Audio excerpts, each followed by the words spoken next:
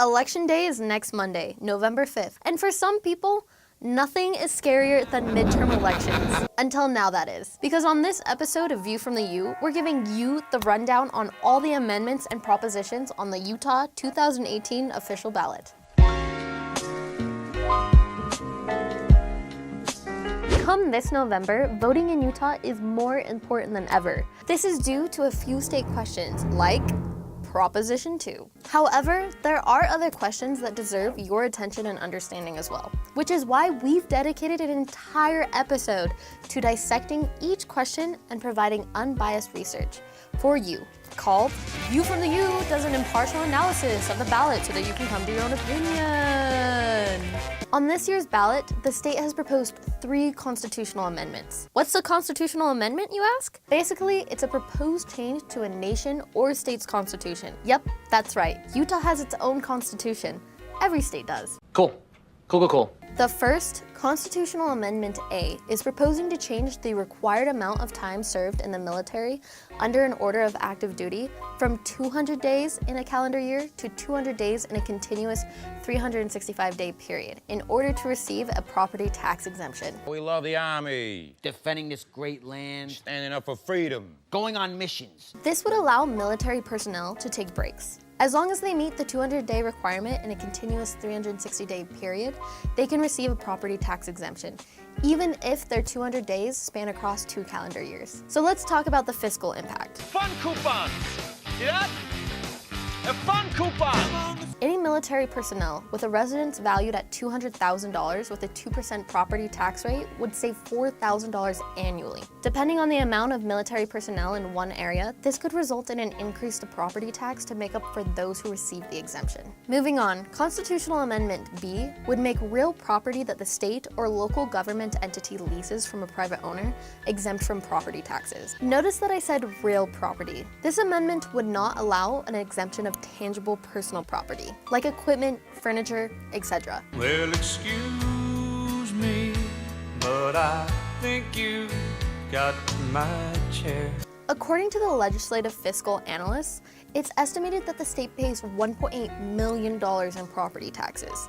These taxes are paid to local government entities that impose the property tax. If passed, this would result in cost saving for the state, but this could result in a property tax increase to offset the decrease. Really makes you think. And last but not least, we have Constitutional Amendment C.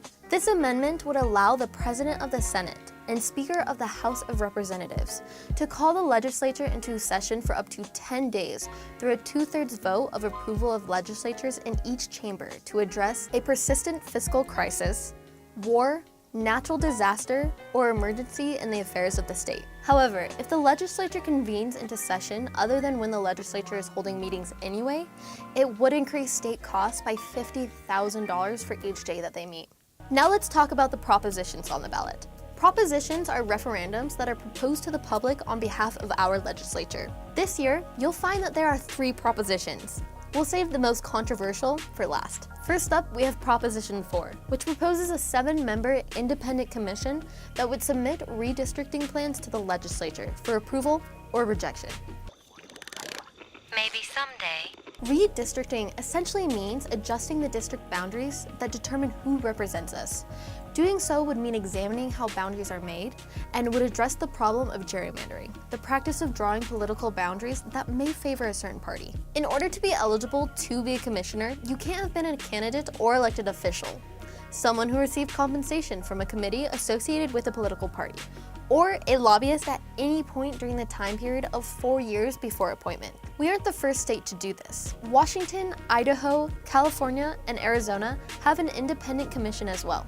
However, the cost of the state for this commission is estimated at around $1 million every 10 years. The cost includes salaries and other related expenses. Up next, we have Proposition 3, which would require the state to provide Medicaid for persons under the age of 65 and with incomes equal to or below 138% of the federal poverty line. To finance the state's portion of the cost to expand Medicaid, the initiative would increase the state's sales tax from 4.70% to 4.85%. So what does this mean for you? If Proposition 3 is approved, it would mean that the combined sales tax for Utah would jump from 6.85% to 7%. Meaning, if you buy a cup of coffee for $5 after tax, Prop 3 would increase the total by 1 cent. Last but not least, Proposition 2. I'm sure you've heard of it. Proposition 2 became pretty controversial, especially after the LDS Church sent out a letter to church members encouraging them to vote against the proposition, as it would create a serious threat to health and safety, especially for the youth and young adults. Who is the most powerful weed smoker among the three of you? We don't smoke weed. The law would establish a state-controlled process that allowed persons with certain illnesses to acquire and use medical cannabis, and in certain limited circumstances, to grow up to 6 cannabis plants for personal medical use. A state-controlled process? How? In the Utah Medical Cannabis Act, there's an in-depth description regarding an inventory control system, ensuring that production and distribution is carefully monitored by government entities, like the Department of Health. So let's get into who qualifies for the Utah Cannabis Medical Initiative.